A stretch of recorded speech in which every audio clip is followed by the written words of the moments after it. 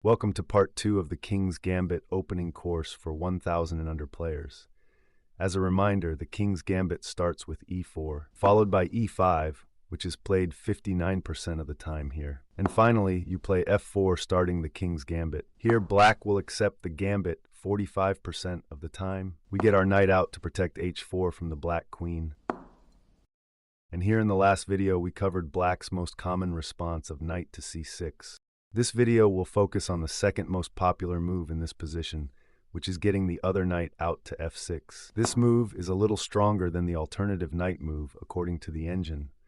But in practicality, at this level, black struggles to find the right moves and will end up losing 59% of games here. This move is strong in that it comes with a threat that we must respond to. Knight takes pawn, but the downside of this move is we can chase the horse around a little bit with e5. The knight can move to several squares, or he can protect his knight by pinning the pawn with the queen. About 40% of the time, black chooses the move knight to d5, so we will start analyzing here. After finding the correct move here, we already have a win rate of 64%. Of several good options, the move I am recommending that is trickiest for black to play is knight to c3. The reason I prefer this move to something like c4 is because we get black's only developed piece off the board in a way that allows us to get more pieces of our own out. We have created a threat of knight takes knight, so black has to respond in some way. And surprisingly often, black fails to identify the threat and will move a different piece, giving up the knight entirely. However, usually he will opt to trade the knight. This is the obvious move for black to play because this move saves him time. He can get rid of his central knight problem without falling behind a turn in development. If instead he had retreated, almost all of black's pieces are on their starting squares. And after d4, we will be several steps ahead of black in getting our pieces out and ready to attack. Black does have another solid option of defending the knight, in which case we can trade the knights. And black has double isolated queen pawns. And we are once again getting a jump start in development. And I think now is a good time to explain a common idea in the King's Gambit, where we super prioritize development at all costs. In the event of g5, we get our pieces out and ready for an attack. If black follows up with g4, we can actually give up our knight for the ultimate lead in development, hoping to crush black quickly before he can capitalize on us being down a knight. We simply castle and prepare a strong f-file attack. Black can take our knight, but now we have our queen and rook connected on the f-file. In chess terms, this is called a battery, because these pieces can work together to make powerful threats. The computer gives an evaluation of plus 1.2, but the game could end rather quickly if black isn't careful. If he just develops normally, we open the f-file even more, and now we are pressuring the f-pawn.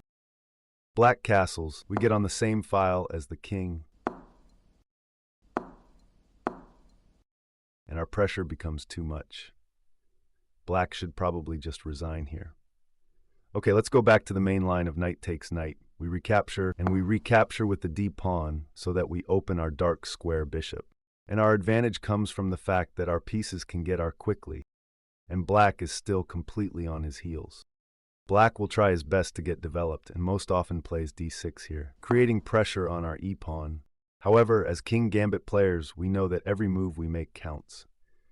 Time is of the essence, and whether or not we get our pieces out fast will make or break our game. If we waste a move playing pawn takes pawn, black's bishop is able to get out, and now it defends the f-pawn, and we are the ones with a stuck position. The move d6 doesn't really threaten anything, since the d-pawn is somewhat pinned, due to the threat of queen takes queen. The king has to recapture, and black loses castling rights. So here we look away from the part of the board where our eyes are drawn to, and get a piece out. With that preface, the obvious move becomes bishop takes pawn. We get a piece out and thank black for not creating any pressing threats. Here black tends to play a weak move. Pawn takes pawn. We ignore the threat for now, and continue with our plan of trading queens in order to win black's castling rights. Now we take back with the knight to create a forking threat. Black can block our threat with bishop e6, But quite often black misses this move, and we accept the fork. Otherwise, we can long castle and get our remaining pieces out and enjoy a win rate of 86%. Let's go back and consider another line. We just considered the move knight to d5. Let's look at the next most common response in this position, knight to e4. Another inaccurate response, but very common at this level. Note, beginner players really struggle to find the right moves in this opening as black because they are sometimes counterintuitive. Like in this case, the best move is knight to h5. Only 5% of your opponents find this move. It looks awkward and defies the principle that a knight on the rim is grim, but it carries some dangerous ideas. First, it's really hard for us to kick away the knight. Our queen is eyeing it, but we can't move our knight out of the way because it must carry out its duty of defending h4. Also, the knight on h5 is helping black control two crucial squares in the king's gambit, f4 and g3, making it difficult for us to get rid of the f-pawn. And black will be pushing g5 soon. The correct response is to start by opening up the dark squared bishop with d4. Black will play something like d6 or d5, opening up the light squared bishop and taking a claim in the center.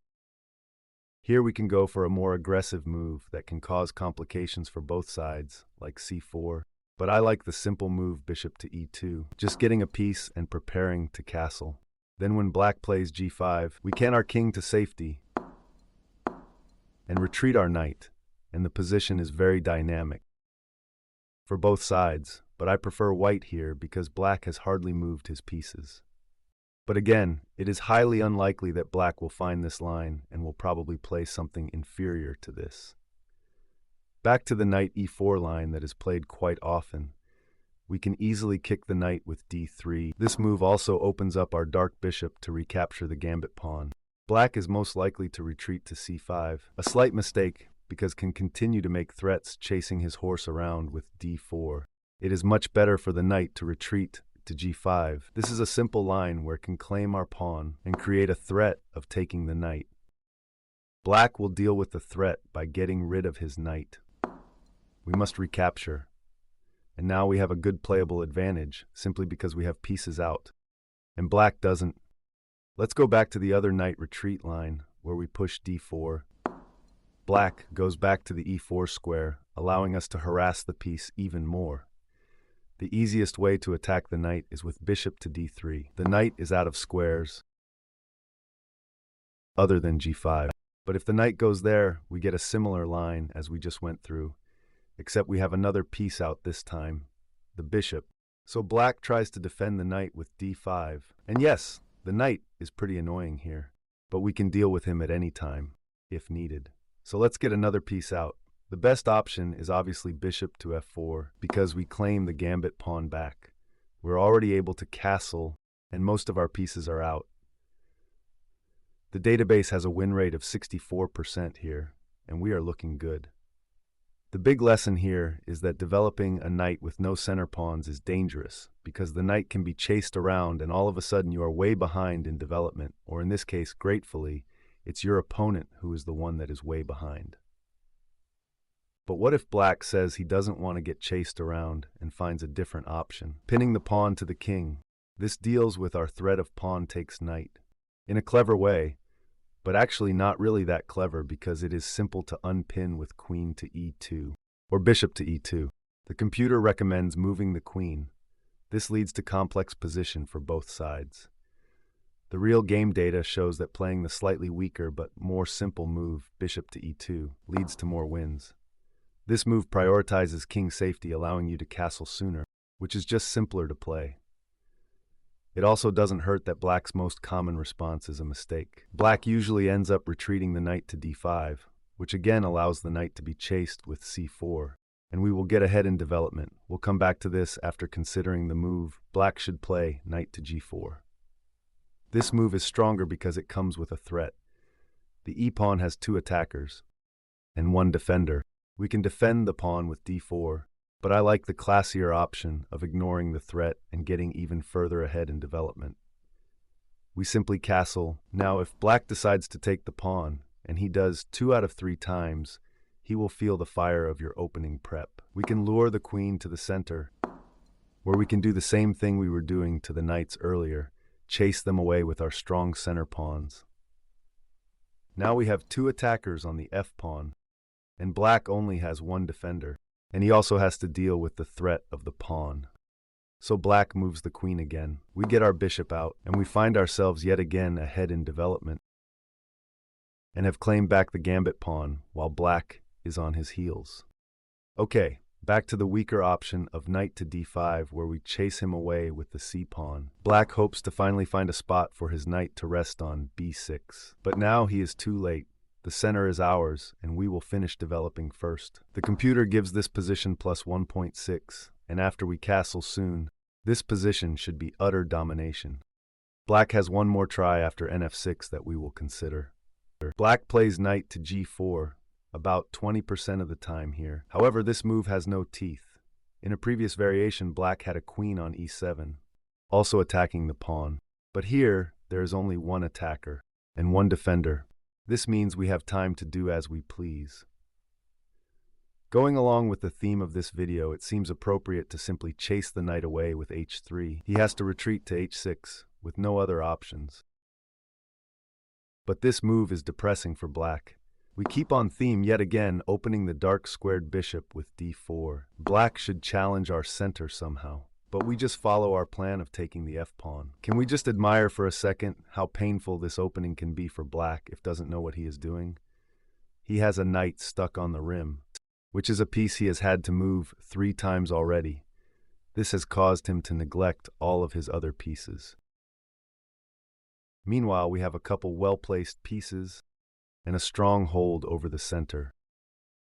The computers say it is only plus 0.5, but it can just be tough for black to play, and certainly isn't fun. On that note, black will probably try to tear through our center with pawn takes pawn. We take back with the bishop instead of the knight. Taking with the knight leaves our d-pawn somewhat undefended. But more importantly, our knight had the very important job of defending h4 from the queen, a job which he is not doing anymore.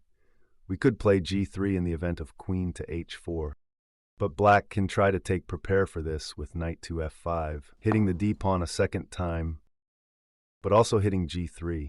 If we try to defend the d-pawn, then the queen gets in, and we are in trouble. We will try to keep our knight on f3 if at all possible, so we take the pawn with the bishop, and black tries to claim it with a trade of minor pieces. This trade is not beneficial for us for several reasons, so prevent it by pinning the knight and getting a piece out. And we have a more than playable position with black on his heels yet again.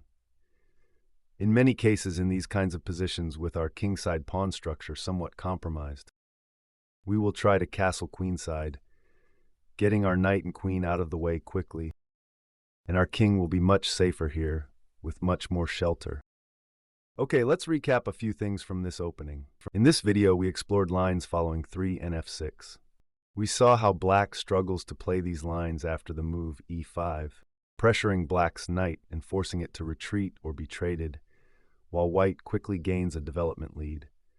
Black rarely finds the only redeeming move to this opening, which is nh5, and when black plays anything else, we have some punishing chances. By prioritizing rapid piece development, moves like bishop takes f4 keep the momentum in white's favor. We also learn the importance of avoiding unnecessary pawn captures and instead focusing on getting our pieces out to dominate the board. With an 86% win rate in some lines, this aggressive approach leaves black struggling to keep pace. Thanks for watching, and be sure to stay tuned for more deep dives into this exciting opening. Don't forget to like and subscribe for future videos. See you next time.